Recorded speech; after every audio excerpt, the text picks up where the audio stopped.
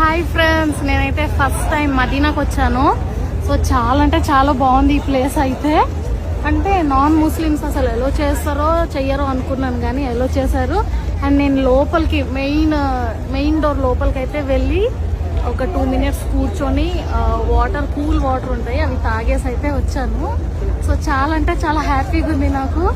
చాలా మందికి అసలు లోపలికి పంపించలేదు, కానీ అన్ఎక్స్పెక్టెడ్గా అయితే లోపలికి వెళ్ళిపోయాము.